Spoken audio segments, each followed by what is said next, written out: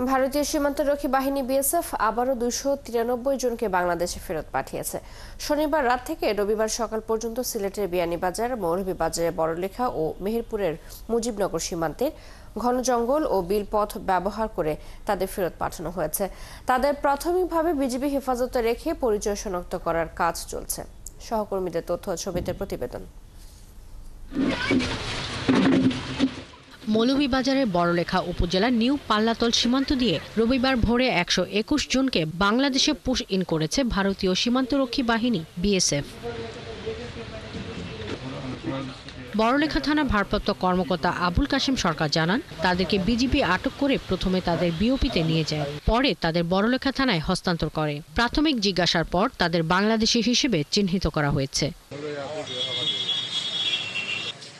সিলেটের বিয়ানীবাজার উপজেলার 9 গ্রাম সীমান্তে শনিবার গভীর রাত থেকে রবিবার ভোর 8টা পর্যন্ত পুশ ইন কার্যক্রম চলে। সীমান্ত পার হওয়ার সাথে সাথেই বর্ডার গার্ড বাংলাদেশের সদস্যরা 32 জনকে হেফাজতে নেয়। বাংলাদেশি হিসেবে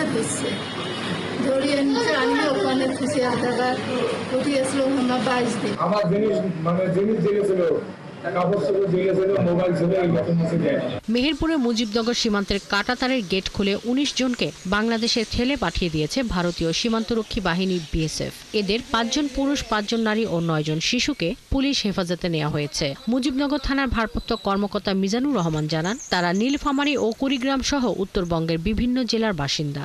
বিআরটিসি বাস কাউন্টারে অবস্থান করার সময় আমরা গোপন সংবাদে জানতে পারি আটক করে থানায় নিয়ে আসি, জিজ্ঞাসাবাদ অব্যাহত আছে। এদিকে আটককৃতরা জানান, বিভিন্ন সময়ে অবৈধভাবে তারা ভারতে গেলে পুলিশ তাদের আটক করেছিল।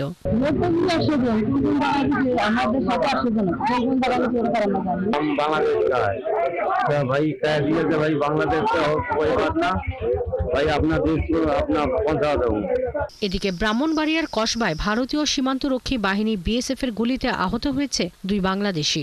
শনিবার মধ্যরাতে খালদা সীমান্তের শ্যামনগর এলাকায় ভারতের অংশে তারা গুলিবিদ্ধ হন। আহতরা হলেন শ্যামপুর এলাকার বাসিন্দা রবিউল ইসলাম ও আজাদ হোসেন। শাকিলা শম্পা, 71। মেহেরপুরের মুজিবনগর সীমান্তের কাঁটাতারের গেট খুলে 19 জনকে বাংলাদেশে ঠেলে পাঠিয়েছে ভারতীয় সীমান্তরক্ষী বাহিনী বিএসএফ। এদের 5 জন পুরুষ, 5 জন নারী এবং 9 জন শিশুকে পুলিশ হেফাজতে নেওয়া হয়েছে। এই বিষয়ে আরো জানাতে মেহেরপুর সীমান্ত থেকে আমাদের সাথে সরাসরি যুক্ত হচ্ছেন সহকর্মী আসিফ ইকবাল। আসিফ, আপনি তো এই মুহূর্তে মেহেরপুরের মুজিবনগর সীমান্ত এলাকায় আছেন, সেখানকার এখন কি পরিস্থিতি দেখছেন এবং সীমান্ত পরিস্থিতি নিয়ে প্রশাসনের কারোর সাথে আপনার কোনো কথা হয়েছে কিনা?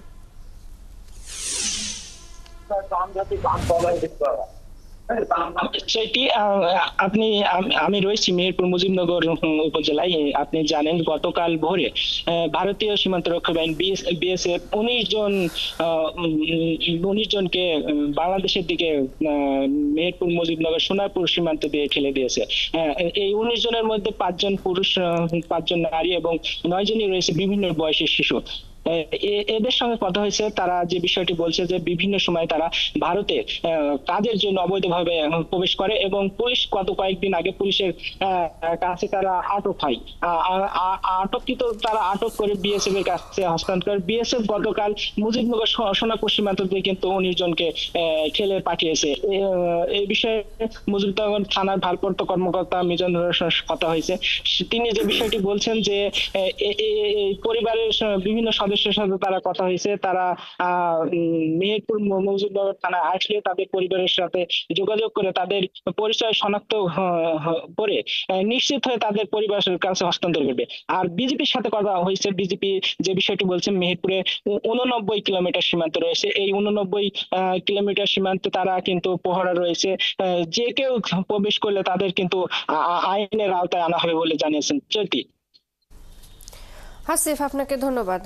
আমাদের সাথে সহকর্মী আসিফ ইকবাল যুক্ত ছিলেন, জানাচ্ছিলেন মেহেরপুরের মুজিবনগর সীমান্তের খবর। জাতীয় নাগরিক পার্টি এনসিপি চট্টগ্রামের 9 জেলায় পথসভার মাধ্যমে জনগণকে জুলাই আগস্টের স্পিরিট ধারণ করে সবাইকে ঐক্যবদ্ধ থাকার আহ্বান জানিয়েছে। এছাড়া দেশ পুনর্গঠনে সহযোগিতা কামনা ছাড়াও ফ্যাসিস্ট শক্তি যেন আর ফিরে না আসতে পারে সেদিকে সজাগ থাকার আহ্বান জানিয়েছেন নেতারা। এনসিপির কেন্দ্রীয় নেতাদের অংশগ্রহণে চট্টগ্রামের কর্ণফুলী থানার মইজ্যাকেট থেকে এই পথসভা অনুষ্ঠিত হয়। আরও জানাচ্ছেন রাজীব বড়ুয়া।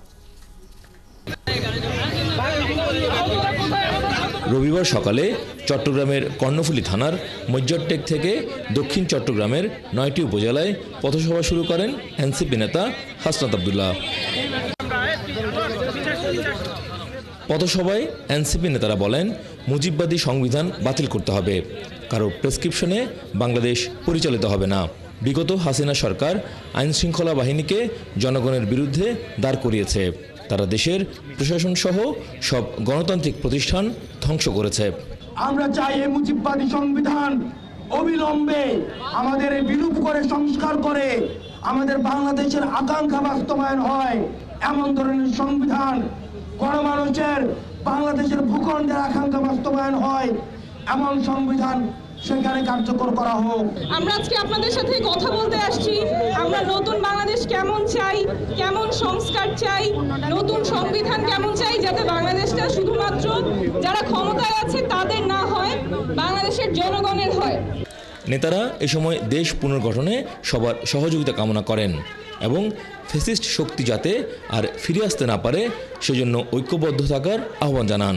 আমরা কথা দিতে চাই এনসিপির নেতৃত্বে পরবর্তীতে আমরা একটা বৈষম্যহীন বাংলাদেশ আমরা গড়ে তুলব, সেই বাংলাদেশে জনতাই হবে ক্ষমতার উৎস। আমাদের পুলিশ জনগণের জন্য কাজ করবে, আমাদের দুর্নীতি দমন কমিশন জনগণের জন্য কাজ করবে, আমাদের মন্ত্রণালয় সচিবালয় জনগণের জন্য কাজ করবে। আমাদের বাংলাদেশ নতুন করে আমরা গড়ব, আপনাদের সাথে একসাথে গড়ব। এনসিপি নেতারা চট্টগ্রামের আনোয়ারা, বাঁশখালী, সাতকানিয়া, লোহাগাড়া, চন্দনাইশের দোহাজারি, পটিয়া এবং সর্বশেষ বোয়ালখালীর গোমদন্ডিতে পথসভায় যোগ দেন। রাজীব বড়ুয়া, ৭১, চট্টগ্রাম। সুনামগঞ্জে আহত সেজে জুলাই ফাউন্ডেশনের অনুদান নেয়ার অভিযোগ উঠেছে বঙ্গবন্ধু সাংস্কৃতিক জোটের এক নেতার বিরুদ্ধে। অভিযোগ ওঠা ব্যক্তির নাম আল হেলাল মোহাম্মদ ইকবাল মাহমুদ। বিষয়টি জানাজানির পর 5 সদস্যের তদন্ত কমিটি করেছে জেলা প্রশাসন। শহীনুর আহমেদের তথ্য ছবিতে প্রতিবেদন।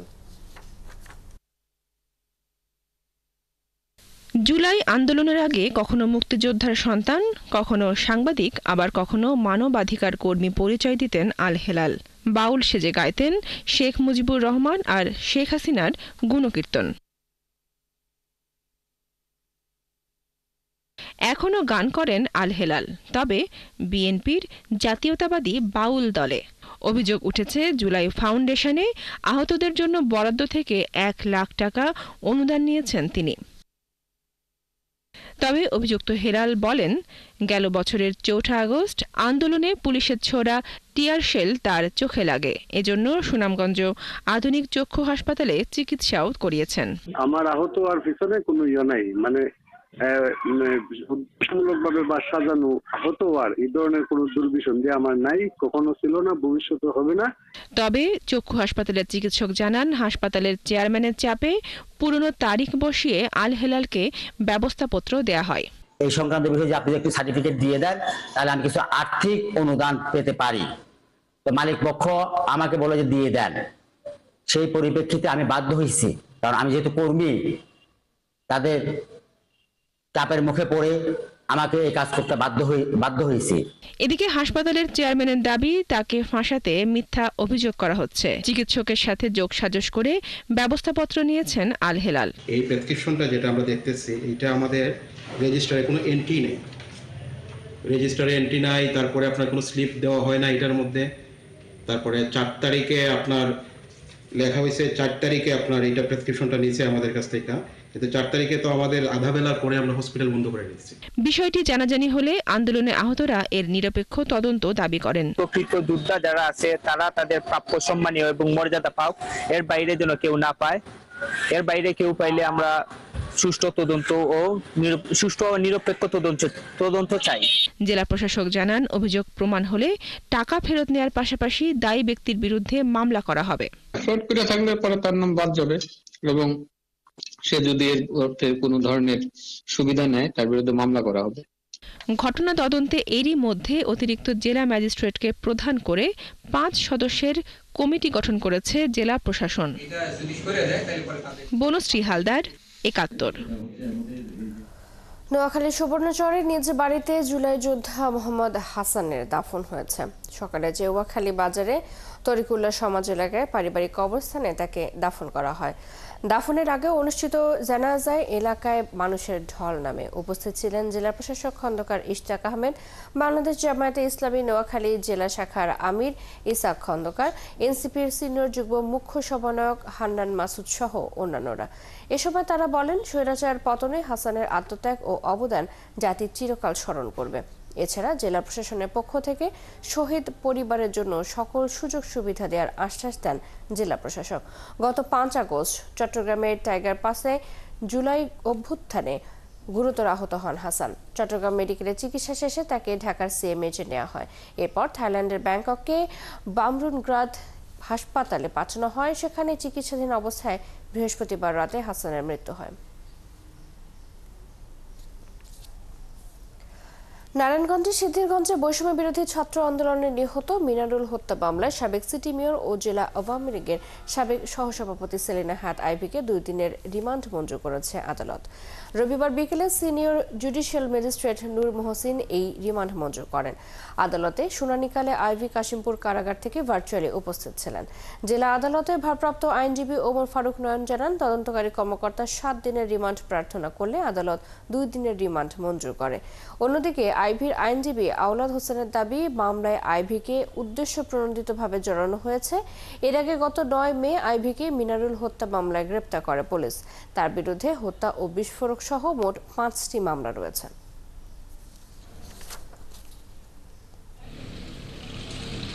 আমি মনে করব এই আজকের যে এই রিমান্ড শুনানিতে 2 দিনের রিমান্ড মঞ্জুর হয়েছে, এই রিমান্ডের মাধ্যমেই এই মামলার সমস্ত তথ্যপত্র, এই হত্যাকাণ্ডের মূল রহস্য উদ্ঘাটিত হবে। তো আজকে অদ্ভুত ব্যাপার, আমাদের আইনজীবীরা শুনানি করার সুযোগ পেলেন না। আমরা আমাদের বক্তব্যগুলি ফিরিস্তি আকারে মেডিকেল সার্টিফিকেট দেওয়ার পরও বিজ্ঞ আদালত বিবেচনা না করে মাইন্ডসেট আপ 2 দিনের রিমান্ড শুনানি দিলেন। ফরিদপুরের সদরপুরে থানা থেকে লুট হওয়া অস্ত্রের মধ্য থেকে একটি শর্টগান উদ্ধার করেছে পুলিশ। রবিবার বিষয়টি নিশ্চিত করেন সদরপুর থানার ভারপ্রাপ্ত কর্মকর্তা নাজমুল হাসান।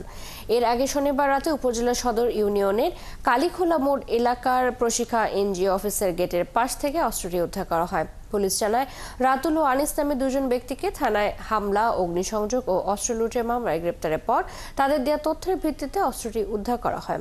পুলিশ কর্মকর্তা জানান, গত 5 আগস্ট দুর্বৃত্তরা থানা থেকে বেশ কিছু আগ্নেয়াস্ত্র লুট করে নিয়ে যায়। আরও কয়েকটি আগ্নেয়াস্ত্র এখনও উদ্ধার করা যায়নি।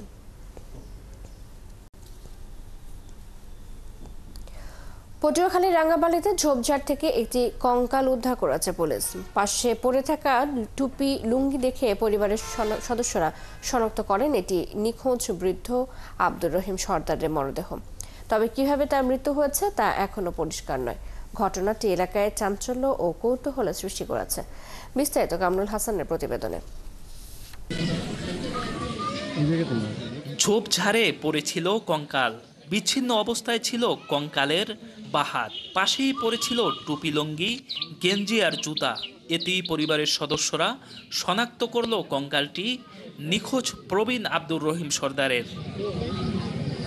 রোববার দুপুরে পটুয়াখালীর রাঙ্গাবালী উপজেলার ছোট বাইজদিয়া ইউনিয়নের তিল্লা গ্রামের খালঘেঁষা ঝোপঝাড়ে মিলেছে কঙ্কালটি। টুপি আর জুতাকে এনে এই আমার সন্দেহ হয়েছে যে এনে টুপি জুতা কেন, এইবারে আমি আর কি মানুষ ডাক দিয়েছি যে দেখছেন টুপি আর জুতা দেখায়, আব্বার নাম জুতা আর টুপি এই যাইয়ে সবাই যাইছেন। এইভাবে পরিবারের সদস্যরা বলছেন, আব্দুর রহিম নিখোঁজের কিছুদিন পর তারা খোঁজাখুঁজি শুরু করেন।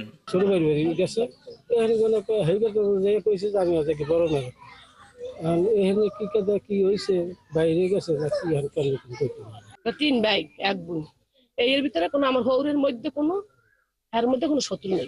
স্ট্রোকের রোগী এখন ওইনে যে হয়তো স্ট্রোক তো করতে পারে।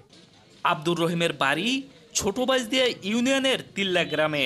তিনি তার 3 ছেলে মান্নান সর্দার, সোনা সর্দার ও মোস্তফা সর্দারের বাড়িতে পালাক্রমে থাকতেন।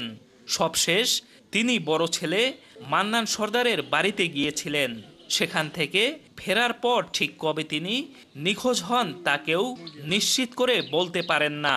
এক ভাই মনে করছে যে এক বাসায় আছে, আর উনি অনেকদিন যাবত ছিল, অসুস্থ ছিল। মাথা একদিকে আর পা একটা মোড়ানো একদিকে, আর পাশে টুপি আর লুঙ্গি আর একদিকে। রাঙ্গাবালী থানার ভারপ্রাপ্ত কর্মকর্তা জানান, ময়নাতদন্তের প্রতিবেদন পেলে মৃত্যুর কারণ জানা যাবে। এ ঘটনায় এরই মধ্যে একটি সাধারণ ডায়েরি করা হয়েছে। এই মৃত্যু সম্পর্কে সঠিক কারণ জানার জন্য আমরা এই কঙ্কালের শ্রোথল রিপোর্ট প্রস্তুত করছি এবং এটা পোস্টমর্টেম করার জন্য আমরা পটুয়াখালী জেনারেল হাসপাতালে প্রেরণ করছি। প্রাথমিকভাবে চিকিৎসকরা বলছেন এই মৃত্যুর কারণ এখনো পরিষ্কার নয়। কামরুল হাসান, ৭১, রাঙ্গাবালী, পটুয়াখালী। হবিগঞ্জে 2টি অনিয়মের কারণে 2টি ডায়াগনস্টিক সেন্টারকে জরিমানা ও তালাবদ্ধ করেছে প্রশাসন। সকালে ভ্রাম্যমাণ আদালতের অভিযানকালে শহরের দি ন্যাশনাল ডায়াগনস্টিক সেন্টারে বর্জ্য ব্যবস্থাপনা সঠিকভাবে না থাকায় প্রতিষ্ঠানটিকে 20,000 টাকা জরিমানা করা হয়।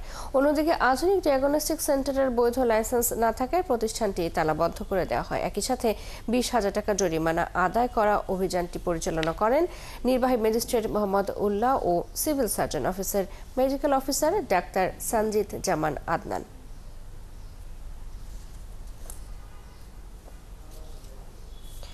10 দফা দাবি বাস্তবায়নে সরকারের আশ্বাসে সারা দেশে পেট্রোল পাম্প ও জ্বালানি তেল উত্তোলন বন্ধের সিদ্ধান্ত প্রত্যাহার করেছে পেট্রোল পাম্প মালিক ও ট্যাঙ্ক লরি মালিক ঐক্য পরিষদ। উত্তরবঙ্গ ট্যাঙ্ক লরি শ্রমিক ইউনিয়নের সভাপতি আজিজুর রহমান জানান, 10 দফা দাবিতে রবিবার ভোর 6টা থেকে দুপুর 2টা পর্যন্ত ধর্মঘট চলে। পরে সরকারের পক্ষ থেকে দাবি দেওয়া মেনে নেয়ার আশ্বাস দেয়া হলে ধর্মঘট প্রত্যাহার করা হয়। এদিকে সিদ্ধান্ত প্রত্যাহারের পর সিরাজগঞ্জের বাঘাবাড়ি ওয়েল ডিপো থেকে জ্বালানি তেল উত্তোলন চালুর পর জেলার সকল পেট্রোল পাম্প থেকে জ্বালানি তেল বিতরণ শুরু হয়।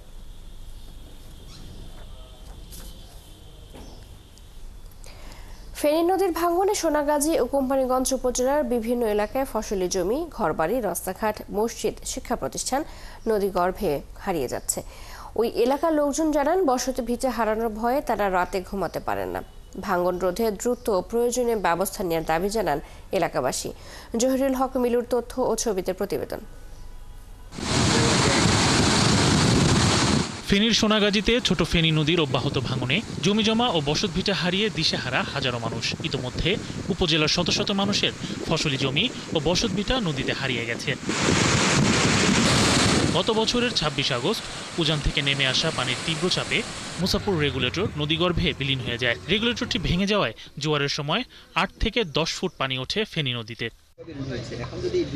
দুর্গত এলাকার বাসিন্দারা জানান, ভাঙন আতঙ্ক ও বসতভিটা হারানোর ভয়ে রাতে ঘুমাতে পারেন না ফেনীর সোনাগাজী ও নোয়াখালীর কোম্পানিগঞ্জ উপজেলার অনেকেই।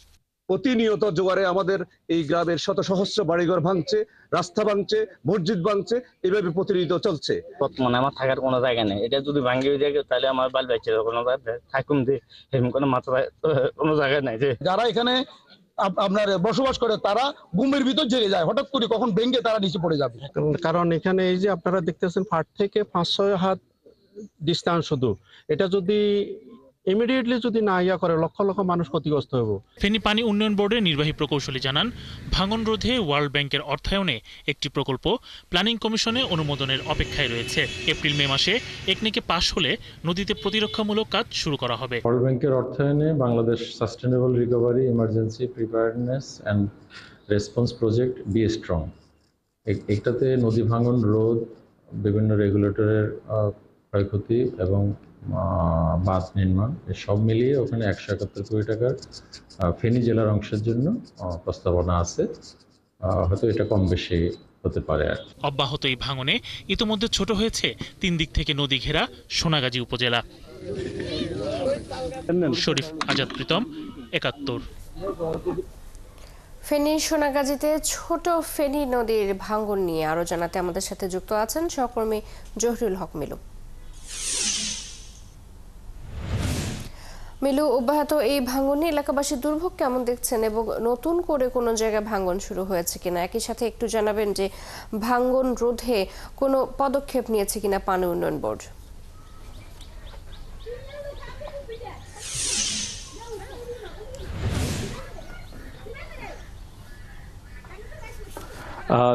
চৈতি, আপনি জানেন যে গত বছরের ভারতে ত্রিপুরা রাজ্য থেকে যে উজানের পানিতে স্রোতে এখানকার যে মুসাফুর রেগুলেটরটি ভেঙে সাগরে বিলীন হয়ে যায়, এরপর থেকে এই অঞ্চলে নদী ভাঙন তীব্র হয়েছে। এর ফলে ফেনী এবং নোয়াখালীর অন্তত 3টি উপজেলার মানুষ নদী ভাঙনের শিকার হচ্ছে এবং প্রতিনিয়ত নদী ভাঙনের কবলে পড়ছেন এখানকার যারা স্থানীয় মানুষ। তারা জানিয়েছেন যে তারা শিক্ষা প্রতিষ্ঠান, ধর্মীয় প্রতিষ্ঠান এবং বসতভিটা হারিয়ে তারা দিশেহারা এবং প্রতিদিন তারা নির্ঘুম রাত কাটেন কখন নদী ভাঙনের শিকার হন।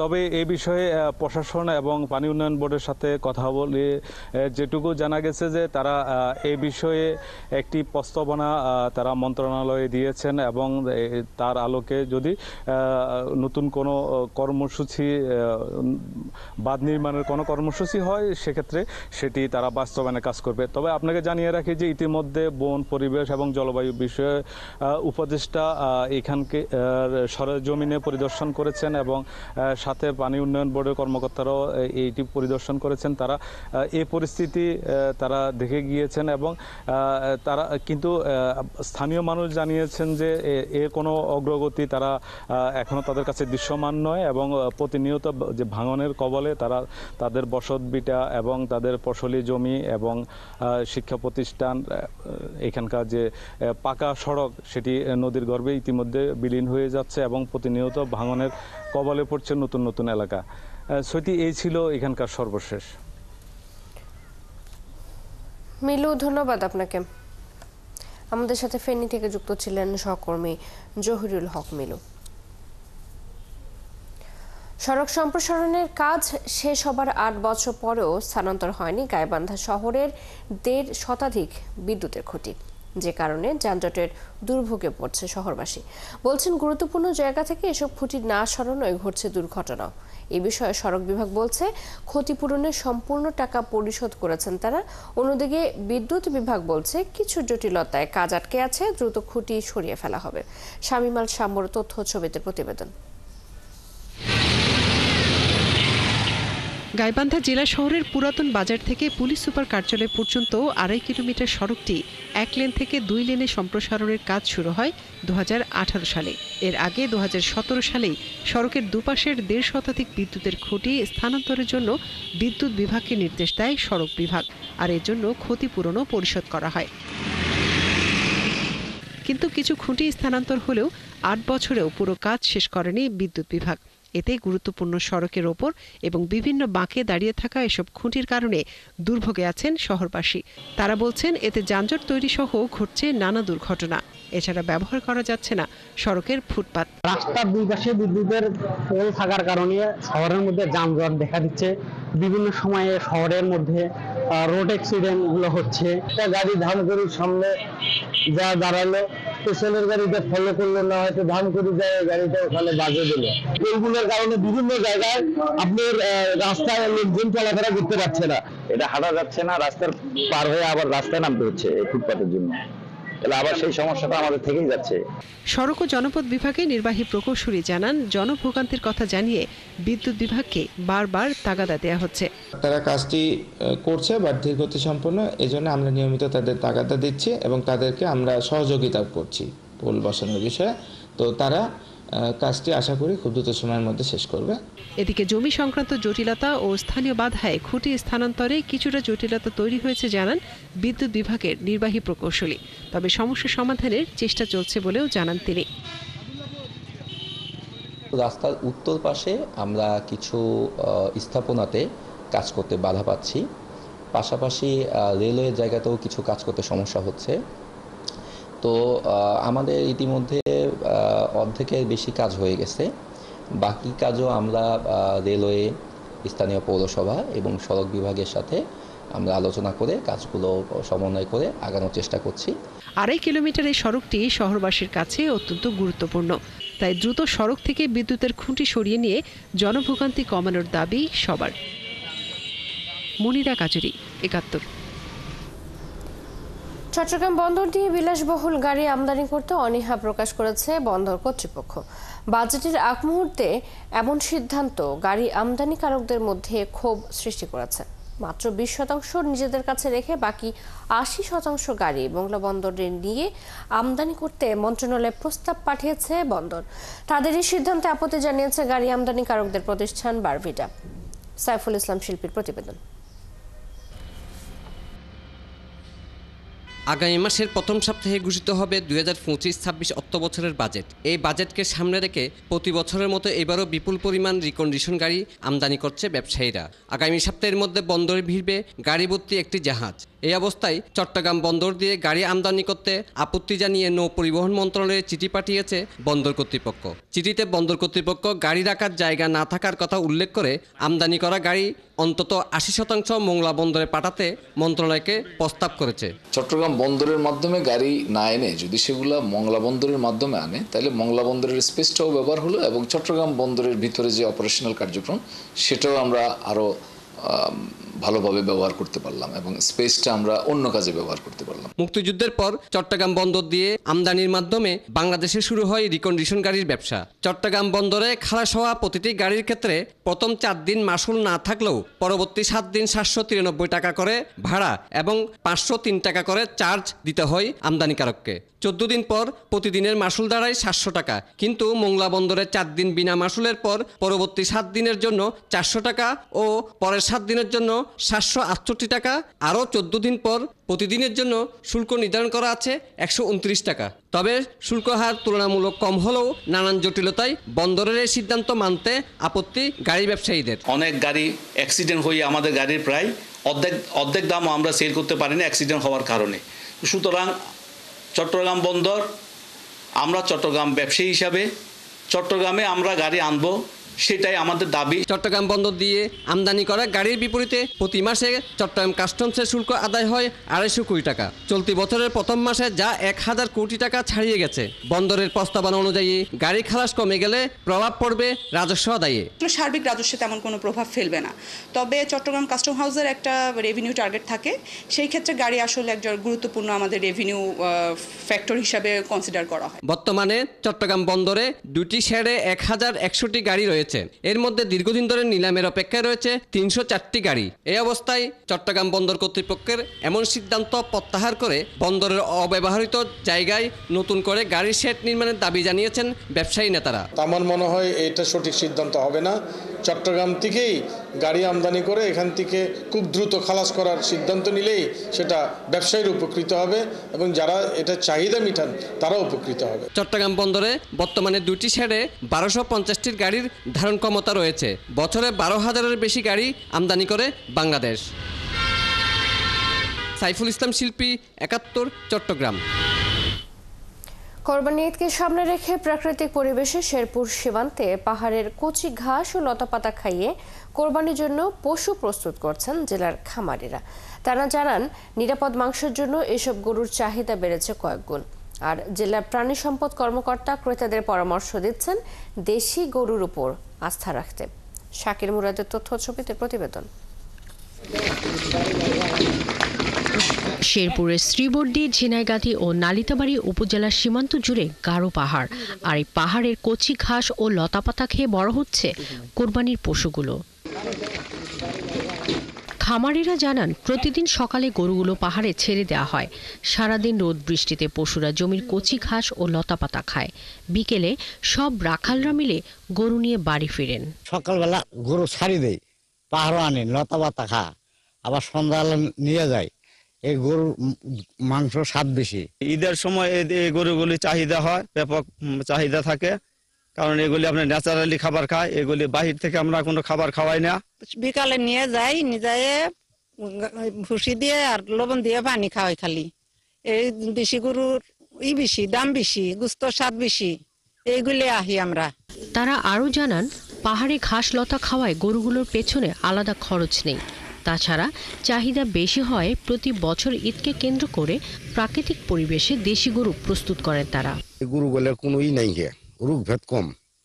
তাইলে কুমড়েনির জন্য এই গরুগুলো খুব সুন্দরভাবে, গরু ছোট হইতে পারে কিন্তু গরু সুন্দর। দেশি গরুগুলো আপনারা সবাই এটাই পছন্দ করিয়েন, সবগুলি এটাই জিনিস কিন্তু ভালো মনে করেন, মাংস ভালো, সব দিক দিয়ে ভালো, দুধ ভালো, সবকিছুই ভালো। কিন্তু জেলা প্রাণী সম্পদ কর্মকর্তা দেশি গরুর ওপর আস্থা রাখতে ক্রেতাদের পরামর্শ দিচ্ছেন। উপজেলা প্রাণী সম্পদ দপ্তর জিনাইগাতি নালতেবাড়ি এবং শ্রীবর্তীর প্রাণী সম্পদ কর্মকর্তা এবং ভেটেরিনারি মেডিকেল টিমের মাধ্যমে তাদেরকে সার্বিক পরামর্শ দেওয়া, অসুস্থ হলে তাদেরকে সেবা প্রদান করে এবং সার্বিক পরামর্শ দিয়ে যাচ্ছে যাতে তারা এই কুরবানিযোগ্য পশুগুলো প্রস্তুত করতে পারে। শেরপুরের ৩ উপজেলার সীমান্ত এলাকার প্রায় ৪,০০০ পরিবার পালন করছেন ৩৫,০০০-এরও বেশি গবাদি পশু। শাকিলা শম্পা, ৭১। এই বিষয়ে আরো জানাতে আমাদের সাথে যুক্ত আছেন সহকর্মী শাকিল মুরাদ। শাকিল, কোরবানিকে সামনে রেখে শেরপুর সীমান্তে পাহাড়ি গরুর বেচাকেনা শুরু হয়েছে কিনা এবং এই বছর কি পরিমাণ লাভের আশা করছেন খামারিরা? চৈতি, আসলে আমি প্রথমে একটু তথ্য দিয়ে শুরু করতে চাই। শেরপুর সীমান্তের যে শ্রীবর্দী, ঝিনাইগাতি ও নালিতাবাড়ী উপজেলার এই সীমান্ত অঞ্চলে প্রায় পাহাড়ি গরুর প্রতি বছরই কিন্তু কুরবানি ঈদে ব্যাপক চাহিদা থাকে। আমরা দেখেছি কুরবানি ঈদের ১ সপ্তাহ কিংবা 10 দিন আগে থেকে কিন্তু আসলে বেচা কিনা শুরু হয়ে যায়। আমরা প্রাণী সম্পদ বিভাগের সঙ্গে কথা বলেছি, তারা কিন্তু বলেছে যে এখন পর্যন্ত শেরপুর জেলাতে মোট 26টি গরুর হাট রয়েছে, যেটি এতে করে মোট 24টি কিন্তু ভেটেরিনারি মেডিকেল টিম থাকবে। এছাড়া তারা বলছে যে বর্তমানে যে শেরপুর জেলার গরুর চাহিদা তার থেকে প্রায় 24,০০০ গরু কিন্তু আসলে শেরপুর জেলায় উৎপাদন বেশি রয়েছে। এসব গরু কিন্তু জেলার চাহিদা মিটিয়ে কিন্তু আশপাশের জেলা সহ ঢাকাতে চলে যাবে। প্রাণী সম্পদ বিভাগ কিন্তু জানিয়েছে যে এই গরুগুলো, পাহাড়ি গরুগুলো, এগুলো উষ্ট্রিষ্ট করছে কিন্তু মূলত এই পাহাড়ি যে লতাপাতা এগুলো আসলে খাইয়ে। এছাড়া আমরা দেখেছি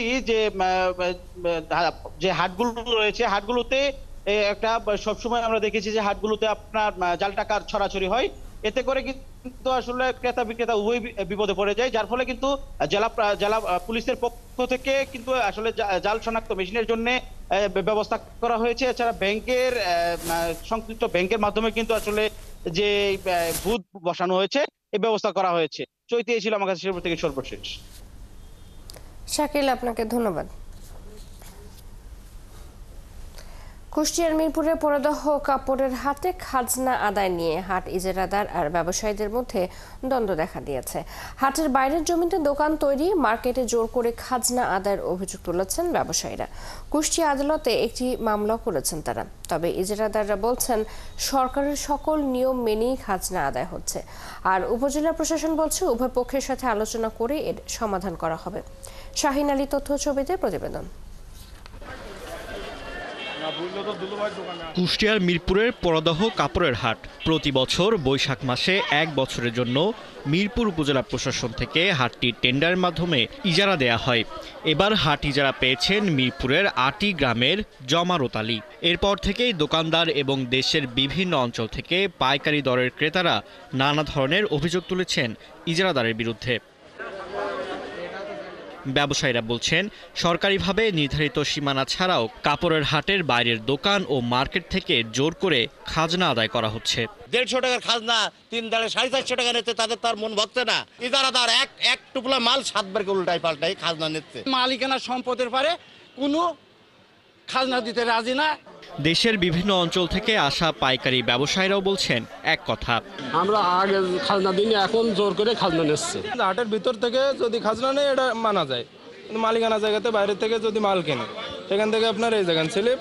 হাটের বাইরে তো মাল কিনলেও জোর করে ওনারা খাজনা চায়, ওখানে গেলে মালটা লাউলি বিশাল ঝামেলি করে। যদি খাজনা 10 টাকা, 20 টাকা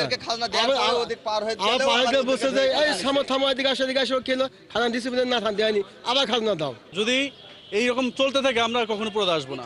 400 টাকা খাজনা দিতে হবে। আমি ভাই আমার খাওয়ার জন্য টাকা তো রাখতে হবে, আমাদের খাওয়া দাওয়া আছে বলে ও কথা আমি শুনবো না। খুব শেষে 300 টাকা নিয়েছে আমার থেকে। তবে হাট ইজারাদার বলছেন, খাজনা আদায়ের ক্ষেত্রে সরকারিভাবে যে শর্ত রয়েছে সেটি মানা হচ্ছে। এছাড়া গত 15 দিন জোর করে তার খাজনা আদায় বন্ধ করে দেওয়া হয়েছে। তার বিরুদ্ধে ব্যবসায়ীরা অন্যায়ভাবে মামলা করেছেন। সরকার এই হাটটা ইজারা দিয়েছে, আমাকে নির্ধারণ করে দিয়েছে, এখানে না দেওয়ার কোনো সুযোগ আছে বলে আমার জানা নাই। এ বিষয়ে কুষ্টিয়া মিরপুর উপজেলা নির্বাহী অফিসার জানান, এ নিয়ে এলাকার নেতাদের সাথে বসে সমাধানের চেষ্টা করা হচ্ছে। সহকারী জজ আদালত থেকে ওনারা মামলা হাটটা আপিল করছেন, কারণ দর্শনের নোটিশ এটা দিয়ে ওনারা জাস্ট নানা রকম বিশৃঙ্খলা করার চেষ্টা করছেন। সর্বোচ্চ পর্যায়ের নেতৃবৃন্দরা এখানে যেহেতু ইনভলভ, ওনারা সবাই মিলে চেষ্টা করে অনেক কিছু করে আমরা চেষ্টা করতেছি যে স্বাভাবিকভাবে কার্যক্রমটা করার জন্য। 1968 সালে এই হাট শুরু হয়, যা প্রথমে সপ্তাহে একদিন বসত। স্বাধীনতার পর ক্রেতা বিক্রেতার সমাগম বাড়ায় বর্তমানে বুধ, বৃহস্পতি ও শুক্রবারে হাট বসে। ফারদিন নীরব, ৭১। ২৪ গণ অভ্যুত্থান কাজী নজরুলের উত্তরাধিকার এই প্রতিপাদ্য নিয়ে বছর জাতীয়তাভাবে উদযাপন করা হচ্ছে জাতীয় কবি কাজী নজরুল ইসলামের ১২৬তম জয়ন্তী। কুমিল্লা ও ময়মনসিংহে ৩ দিনের অনুষ্ঠানের আয়োজন করা হয়েছে। কুমিল্লা অনুষ্ঠানের উদ্বোধন করেন সংস্কৃতি বিষয়ক মন্ত্রণালয়ের উপদেষ্টা মোস্তফা সরওয়ার ফারুকী। নজরুল প্রেমীরা কবির স্মৃতি সংরক্ষণের দাবি জানান। সহকর্মীদের তথ্য ছবিতে প্রতিবেদন। কুমিল্লায় জাতীয়ভাবে কবি কাজী নজরুল ইসলামের জন্মবার্ষিকী উদযাপিত হচ্ছে। এ উপলক্ষে রবিবার বিকেলে কুমিল্লা শিল্পকলা একাডেমিতে ৩ দিনের অনুষ্ঠান উদ্বোধন করেন সংস্কৃতি বিষয়ক মন্ত্রণালয়ের উপদেষ্টা মোস্তফা সরওয়ার ফারুকী। এ সময় তিনি বলেন, জুলাইয়ের আন্দোলনের দিকে তাকালে দেখা যায় কবি নজরুল সেই আন্দোলনে কিভাবে প্রাসঙ্গিক হয়ে উঠেছিলেন। উনি কত বছর আগে বসে লিখেছেন, তখন হয়তো জানতো না যে বাংলাদেশে একসময় হাসিনা শাহী নামে একজন এসে নাজেল হবে এবং তাকে তাড়ানোর জন্য বাংলাদেশের তরুণদেরকে নজরুলের দ্বারস্থ হতে হবে, এটা তারা জানতো না, কিন্তু ঘটনাটা ঘটেছে। I think this is the sheer power of any creative works. আর জেলার নজরুল প্রেমীরা কবির স্মৃতি সংরক্ষণে সরকারকে কার্যকর পদক্ষেপ নেওয়ার দাবি জানান। অন্যদিকে ময়মনসিংহের ত্রিশালেও কাজী নজরুল ইসলামের জন্মবার্ষিকী উদযাপন করা হচ্ছে। ত্রিশালের দরিরামপুর একাডেমি মাঠের নজরুল মঞ্চে রবিবার বিকেলে ৩ দিনের উৎসবের উদ্বোধন করেন তথ্য ও সম্প্রচার সচিব মাহবুবা ফারজানা। এ সময় তিনি বলেন, নজরুলের গান ও কবিতা ২৪-এর আন্দোলনকারীদের প্রেরণা ও সাহস জুগিয়েছে। আন্দোলনের শুরু থেকে ছাত্রছাত্রীরা নজরুলের লেখা গান, কবিতা ইত্যাদিকে উপজীব্য করে এগিয়ে যায়। ছাত্র জনতার পদচারণায় ধ্বনিত হয়ে ওঠে দুর্গমগিরি কান্তার দুস্তর পারাবার, লঙ্ঘিত হবে রাত্রি নিশীথে যাত্রীরা হুঁশিয়ার। ৩ দিনের এ উৎসবে আলোচনা ছাড়াও প্রতিদিন সন্ধ্যায় সাংস্কৃতিক অনুষ্ঠান থাকবে। সংস্কারের দাবি তোলে ছাত্ররা। শারমিন স্বপ্না, ৭১। সিলেটে ক্যান্সার আক্রান্ত রোগী এবং ২০২৪ সালের জুলাই আগস্টের বৈষম্য বিরোধী ছাত্র আন্দোলনে ক্ষতিগ্রস্তদের পাশে দাঁড়িয়েছে লাভ শেয়ার BDUSA। রবিবার সন্ধ্যা ৬টায় সিলেটের মাতৃমঙ্গল হাসপাতালের সম্মেলন কক্ষে ৩ জন ক্যান্সার রোগী ও ১ জন জুলাই আন্দোলনে ক্ষতিগ্রস্তের হাতে ১১ লাখ টাকার চেক বিতরণ করেন মেক্সিকোতে নিযুক্ত রাষ্ট্রদূত মুশফিকুল ফজল আনসারি। সহযোগিতা পেয়ে সংগঠনের প্রতি কৃতজ্ঞতা জানান চেক গ্রহীতাগণ। আত্মমানবতার সেবায় আগামীতেও নিঃস্বার্থভাবে মানুষের পাশে দাঁড়াবে সংগঠনটি, জানালেন মুশফিকুল ফজল আনসারি। সিলেটে যে আগের বার বন্যা হয়েছিল সেই বন্যাতেও লাভ শেয়ার বিডি তাদের সাহায্যের হাত বাড়িয়েছে। আমরা বিভিন্ন জায়গায় সিলেটের আমরা ত্রাণ সামগ্রী এবং নগদ অর্থ, বিশেষ করে আমরা নগদ অর্থে বিশ্বাস করি, কারণ এই অর্গানাইজেশনটি, কারণ হয়তো আমরা একটা ত্রাণের বস্তা সেখানে দিয়েছিলাম, তার প্রয়োজন হয়তো নাই, কিন্তু যদি আমরা টাকার ব্যবস্থা করতে পারি তাহলে তারা তার পছন্দ মাফিক জিনিসপত্র ক্রয় করতে পারবে। যশোরে শুরু হয়েছে 3 দিনব্যাপী ডিজিটাল ব্যাংকিং প্রোডাক্ট ক্যাম্পেইন। রবিবার যশোর সিটি কলেজ ক্যাম্পাসে ডিজিটাল বুথ উদ্বোধন করেন সিটি কলেজের অধ্যক্ষ প্রফেসর দেলাওয়ার হোসেন মোল্লা। এ সময় উপস্থিত ছিলেন ব্যাংকটির বিভাগীয় প্রধান রবিউল আলম। পরে কলেজের অডিটোরিয়ামে অনুষ্ঠিত হয় ফিনান্সিয়াল লিটারেসি শীর্ষক আলোচনা সভা। সভায় বক্তারা বলেন, ব্যাংকের মোবাইল অ্যাপ্লিকেশন প্রায় 5 লক্ষ গ্রাহককে ঘরে বসে ব্যাংকিং সুবিধা দিচ্ছে। আগামীতে শিক্ষার্থীদের আইডির মাধ্যমে স্কুল কলেজের সকল ধরনের বেতন, পরীক্ষার ফি প্রদানের অ্যাপস তৈরি করা হবে।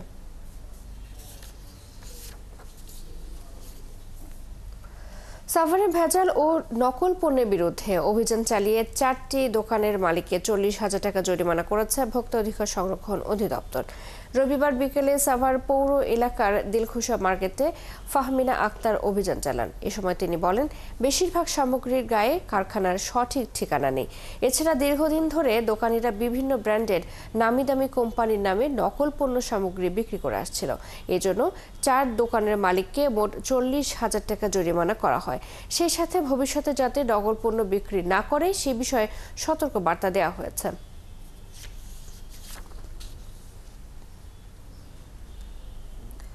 নিয়মিত ভূমি উন্নয়ন কর প্রদান করি, নিজ জমি সুরক্ষিত রাখি স্লোগানে বরিশালে 3 দিনের ভূমি মেলার উদ্বোধন হয়েছে। রবিবার বিকেলে জেলা প্রশাসক কার্যালয় চত্বরে এই মেলার উদ্বোধন করেন বিভাগীয় কমিশনার সোহরাব হোসেন। এ সময় তিনি বলেন, জমির মালিকদের জন্য তাদের এই আয়োজন। দ্রুত সেবা দেওয়ার লক্ষ্যে 7 উপজেলায় এই মেলা উদ্বোধন হয়েছে। এতে করে ভূমির ক্ষেত্রে জটিলতা কমে আসবে এবং জমির মালিকদের হয়রানি কমে আসবে। এদিকে এই মেলায় এসে কম সময়ের মধ্যে নামজারি করাতে পেরে খুশি জমির মালিকরা। কুমিল্লা 3 দিন ব্যাপী ভূমি মেলার উদ্বোধন করা হয়েছে। রবিবার কুমিল্লা জেলা পরিষদের ডাক বাংলোতে এই মেলার উদ্বোধন করেন জেলা প্রশাসক আমিরুল কায়সার। পরে মেলার বিভিন্ন স্টল পরিদর্শন করেন তিনি। পরে একটি বর্ণাঢ্য শোভাযাত্রা বের করা হয়। শোভাযাত্রাটি নগরীর বিভিন্ন গুরুত্বপূর্ণ সড়ক প্রদক্ষিণ করে। এরপর জেলা পরিষদ অডিটোরিয়ামে অনুষ্ঠিত হয় এক আলোচনা সভা।